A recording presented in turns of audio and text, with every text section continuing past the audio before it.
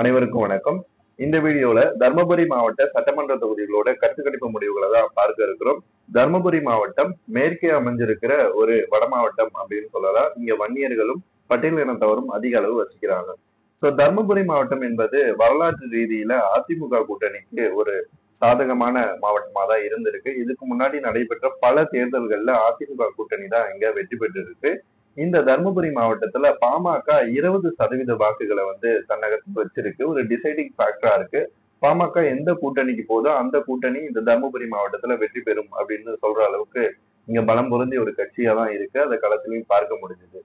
தர்மபுரியில வருகின்ற சட்டமன்ற தொகுதிகள் என்னென்ன அப்படின்னு பார்த்தோம்னா பாலக்கோடு, பெண்ணகரம், தர்மபுரி, பாப்பிரெட்டிப்பட்டி மற்றும் அரூர். அரூர் தனி தொகுதி.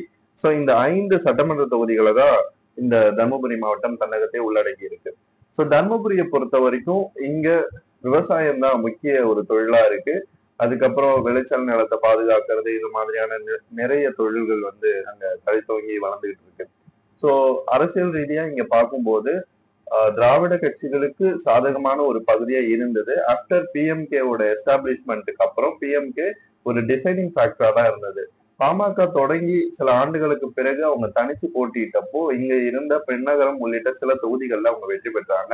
அதன் பிறகு அவங்களால பெரிய அளவுல வெற்றி பெற முடியல. 2016ஆம் ஆண்டு அவங்க கண்டெஸ்ட் பண்ணப்போ ஒரு 5% வாக்குகளை பெற்றாங்க. அதற்கு தர்மபுரி, கிருஷ்ணகிரி உள்ளிட்ட மாவட்டங்கள்ல அவங்க பெரிய வாக்குகளை பெற்றதுதான் காரணம். திமுக, அதிமுக ஆகிய வேட்பாளர்களை வீழ்த்தும் அளவிற்கு அந்த வாக்கு சதவீதம் பாமக கிட்டே இருந்தது. இப்போ ஒவ்வொரு தொகுதி வாரியா நம்ம கருத்து கணிப்பு முடிவுகளை பார்க்க ஆரம்பிக்கலாம். இந்த கருத்து கணிப்பானது பாமக ஏ, பி, அன்புமணி பிரிவு, ராமதாஸ் பிரிவு அப்படின்னு சொல்லிட்டு 2 பிரிவுகளா பிரிந்ததுக்கு அப்புறமா எடுக்கப்பட்டது. சாம்பிள் சைஸ் கம்மி தான். பட் இப்போ டேட்டா நம்மளுக்கு தேவை, ஒரு மாவட்டமா நம்ம பினிஷ் பண்ணிடலாம் அப்படின்னு சொல்லிட்டு தான் நான் அடுத்தடுத்து போட்டுக்கிட்டு இருக்கேன். இப்ப நம்ம பாலக்கோடு சட்டமன்ற தொகுதி போயிடலாம். இங்க முன்னாள் அமைச்சர் அதிமுகவை சேர்ந்தவர் இதுக்கு முன்னாடி கல்வித்துறை அமைச்சராகவும் இருந்தாரு, உயர்கல்வித்துறை அமைச்சராக இருந்த அன்பழகன். அவருடைய தொகுதி அங்க எம்எல்ஏவா அவர் தேர்ந்தெடுக்கப்பட்டார் 2021ல. 3 தடவை தொடர்ந்து வின் பண்ணியிருக்காரு. 160 சாம்பிள் கலெக்ட் பண்ணிருக்கோம். இங்க ADMK 79, TVK 49, DMK 19, others 13. Percentage wise ADMK 49%. அதாவது கடந்த முறையும் அவர் 50% கிட்ட தான் எடுத்தாரு. அந்த ஓட்டை ரீடைன் பண்றாரு. அந்த பகுதியில் இருக்கிற வன்னிய வாக்குகளை அவர் தக்க வைக்கிறாரு. டிவிகே 49, 31% டிவிகே எடுக்கிறது டிஎம்கேவோட ஓட்டு தான். Dalit vote and all other community votes, youngsters and women's vote in the consolidation தான் 31 இருக்கு. டிஎம்கே 19 ஓட்ஸ் எடுத்திருக்கு. Percentage wise 11%. டிஎம்கே எப்படி சென்னையில ஏடிஎம்கே மோசமான தோல்வியை நோக்கி போச்சோ அதே மாதிரி இங்க தர்மபுரியில டிஎம்கே மோசமான தோல்வியை நோக்கி போகுது. கடந்த முறை 30+ ஓட் ஷேர் தான் டிஎம்கே எடுத்துச்சு. அந்த 30 அப்படியே டிவிகேக்கு டிரான்ஸ்பர் ஆகுறதுனால இங்க டிஎம்கே கிரஷிங் டிஃபிட்ல இருக்கு. அதர்ஸ் 13 ஓட்டு எடுத்து 9% எடுத்துட்டாங்க. அதர்ஸ்ல அன்புமணி பாமகவும் இருக்கு, ராமதாஸ் அவர்கள் பாமகவும் இருக்கு, அதே மாதிரி நாம் தமிழர், டிஎம்டிகே, புதிய தமிழகம், இது மாதிரி பல கட்சிகள் சேர்ந்து இருக்கு. அடுத்த தொகுதி பெண்ணகரம் சட்டமன்ற தொகுதி. இங்க அன்புமணி அவர்கள் தலைமையிலான பாமக பிராக்ஷன் ஏ 51 வாக்குகளை பெற்றிருக்கு. அதற்கு அடுத்த இடத்துல டிவிகே 44 வாக்குகளை பெற்றிருக்கு. பிஎம்கே 39, அதாவது இந்த ராமதாஸ் பிரிவு.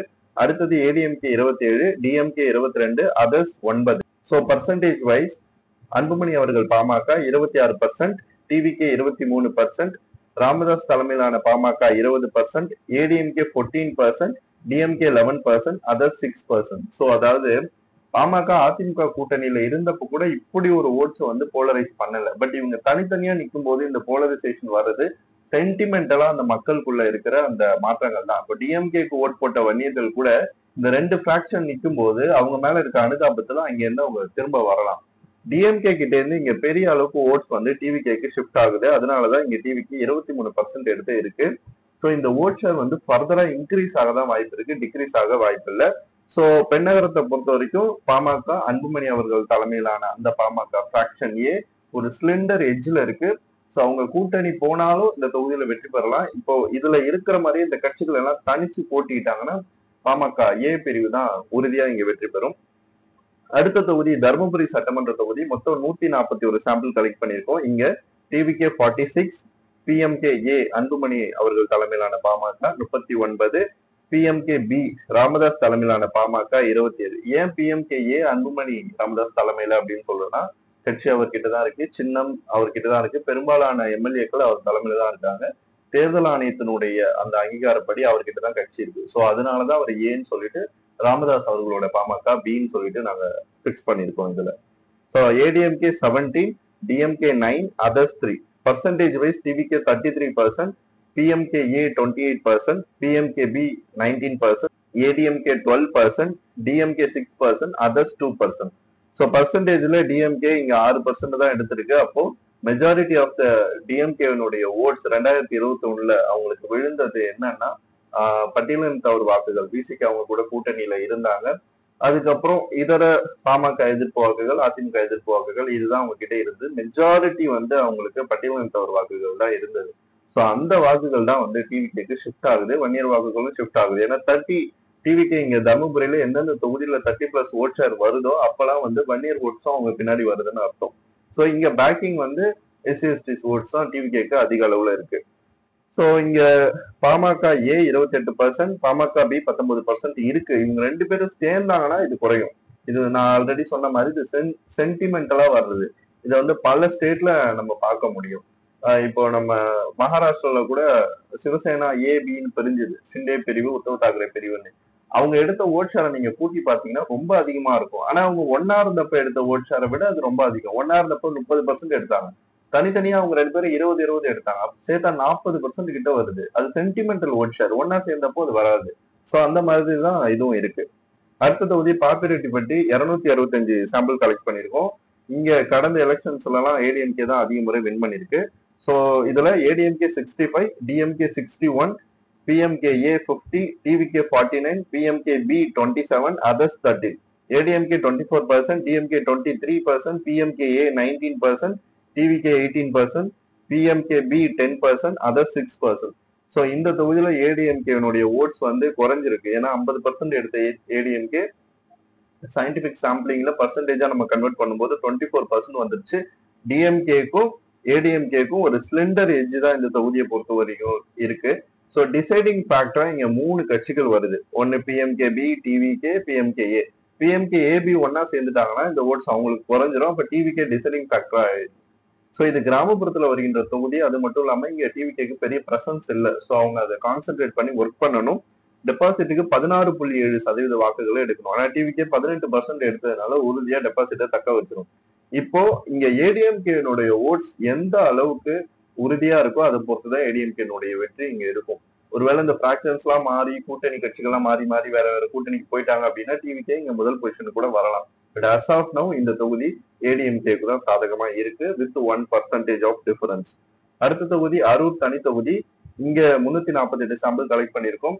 கடந்த முறை சௌமியா அன்புமணி தருமபுரி நாடாளுமன்ற தொகுதியில தோற்பதற்கு காரணமா இருந்த தொகுதி அரூர் தான். சோ இங்க மட்டும்தான் பிஎம்கே ரொம்ப கம்மியான வாக்குகளை பெற்றதுனால அவங்க ஒரு கொஞ்சம் டிஃபரன்ஸ்லயே தோத்துட்டாங்க. சோ இந்த தொகுதி ஒரு கிங் மேக்கரா இருந்திருக்கு இதுக்கு முன்னாடி நடந்த தேர்தல்கள்ல. நாடாளுமன்றத்துல அசம்பிளில இங்க அதிமுக தான் இருக்கு இப்போ வரைக்கும். சோ இங்க 348 சாம்பிள்ல TVK 177, ADMK 99, DMK 61, others 11. Percentage wise TVK 50%, ADMK 28%, DMK 18%, others 4%. So ஒட்டுமொத்தமா இருக்கிற அந்த அதிமுகவினுடைய ஓட்ஸை வந்து ஸ்பிளிட் பண்ணி இங்க வந்து டிவிகே எடுக்குது. டிஎம்கே கிட்ட இருந்து மெஜாரிட்டி ஆஃப் த ஹோல்டு வந்து டிவிகேக்கு டிரான்ஸ்பர் ஆகுது. சோ தருமபுரி மாவட்டத்தை பொறுத்த வரைக்கும் நீங்க பாத்தீங்கன்னா கிராமப்புறத்துல அதிமுக இருக்கும், நகர்ப்புறத்துல திமுக இருக்கும். இதுதான் இந்த 2 கட்சிக்குமான டிஃபரன்ஸ். எப்பவுமே திமுக வந்து 30% வாக்குகளை மட்டும்தான் தருமபுரியில எடுக்கும். கூட்டணி வச்சா மட்டும்தான் பாமக டிசைடிங் ஃபேக்டரா ஒரு 15% to 20 இருக்கு. அவங்க வந்தா மட்டும்தான் டிஎம்கேனால வெற்றி பெற முடியும், இல்லைன்னா பெற முடியாது. அதுதான் வந்து தருமபுரியில் இருக்கிற ஒரு அமைப்பு ரீதியிலான ஒரு கட்டமைப்பு. சோ எம்ஜிஆர் பேக்கப் பண்ண வன்னியர் கம்யூனிட்டி வந்து அவர் மறைஞ்சதுக்கு பிறகும் அதிமுக பின்னாடி தான் நின்னாங்க கிராமப்புறத்துல. நகர்ப்புறத்துல மட்டும்தான் டிஎம்கே வர்சஸ் ஏடிஎம்கே அந்த சிலிண்டர் எட்ஜ் இருக்கும். பட் கிராமப்புறத்துல ஏடிஎம்கே மிகப்பெரிய கட்சியா தான் தருமபுரி மாவட்டத்துல இருந்தது. ஆனா இப்போ அந்த களமானது கொஞ்சம் கொஞ்சமா மாறிட்டு இருக்கு. இன்னும் தருமபுரிக்குலாம் வந்து விஜய் அவர்கள் வந்து கேம்பெயினுக்கு போகல. சோ போனதுக்கு அப்புறம் இந்த டேட்டா ஃபர்தரா சேஞ்ச் ஆகலாம். ஆனா இப்போ அரூர்லாம் நீங்க பாத்தீங்கன்னா ஷுவரா டிவிகே வின் பண்ணும். மிகப்பெரிய கன்சால்டேஷன் அங்க இருக்கு. ஏடிஎம்கே டிஎம்கேனுடைய ஓட்ஸை பெரிய அளவுக்கு டிவிகே பாதிக்கிற ஒரு தொகுதி தர்மபுரி மாவட்டத்துல இந்த அரூர் சட்டமன்ற தொகுதி தான். சோ ஓவராலா நம்ம பார்க்கும்போது தர்மபுரி மாவட்டத்தில் வருகின்ற 5 சட்டமன்ற தொகுதிகள்ல டிவிகே 2 தொகுதிகளிலையும், ஏடிஎம்கே 2 தொகுதிகளிலையும், அன்புமணி அவர்கள் தலைமையிலான பாமக ஒரு தொகுதியிலையும், ராமதாஸ் தலைமையிலான பாமக ஒரு தொகுதியிலையும் வெற்றி பெறாது. டிஎம்கே ஒரு தொகுதியிலையும் வெற்றி. டிஎம்கேக்கு ஒரு பலமே நகர்ப்புற வாக்குகள் தான். அது மொத்தமா டிவிக்கு அறுவடை பண்ணும்போது டிஎம்கேனால இங்க தாக்கு பிடிக்க முடியல. அதர்ஸ் ஆல்ரெடி அவங்க எந்த தொகுதியிலுமே பெரிய இம்பாக்ட கொடுக்கல. ஏன்னா பாமக 2 ஃபேக்ஷனா உடையும் போது மற்றவைக்கு ஓட்டு போடுற மக்கள் கூட இந்த பக்கம் வர்றதுக்கான வாய்ப்பு தான் அதிகமா இருக்கு. So overall percentage TVK 31%, ADMK 25%, PMK A fraction 15%, PMK B fraction 8%, DMK 12%, others 9%. So இந்த பாமக ஸ்பிளிட் இருக்கு இல்லையா, ஏபின்னு, அப்போ அன்புமணி அவர்கள் தலைமையிலான பாமக கிட்டதான் மக்களோட ஆதரவு இருக்கிறதா நாங்க கருதுறோம். ஏன்னா அவர் திமுக எதிர்ப்புல மிகப்பெரிய அளவுல இருக்காரு. அந்த பிஎம்கே ஓட்டர்ஸோட மைண்ட் செட்டே எப்படின்னா ஆன்டி விசிகே அந்த மாதிரிதான் இருக்கும். அப்ப விசிகே டிஎம்கே அலைன்ஸ் தான் இருக்கு. ஸோ ஆப்வியஸா அந்த கட்சியினுடைய தொண்டர்கள் வந்து ஆன்டி டிஎம்கே சென்டிமெண்ட்ல தான் இருப்பாங்க. அப்போ ஆன்டி டிஎம்கே ஸ்டேட்மெண்ட்ஸை வச்சிட்டு இருக்கிற அன்புமணி ராமதாஸ் தலைமையிலான பாமக பக்கம் தான் அந்த தொண்டர்கள் இருக்கிறதா நாங்க கருதுறோம். அந்த மாதிரிதான் சாம்பிள்ஸ்லயும் அவருக்கு தான் பர்சன்டேஜ் வந்து அதிகமா கிடைக்குது. 15% வந்து தருமபுரி மாவட்டத்துல அவர் எடுத்திருக்காரு. ஒரு சீட்டையே கன்வெர்ட் பண்ணிட்டாரு. சோ இந்த மாதிரிதான் தர்மபுரி களமானது இருக்கு. விஜய் அவர்கள் கேம்பெயின்லாம் பண்ணி முடிச்சதுக்கு அப்புறமா தர்மபுரியில களமானது மாறலாம் டிவிகேக்கு சப்போர்ட்டிவா. சோ 2 தொகுதிகள் டிவிகே, 2 தொகுதிகள் ஏடிஎம்கே, ஒரு தொகுதி பிஎம்கே அப்படின்னு வந்திருக்கு.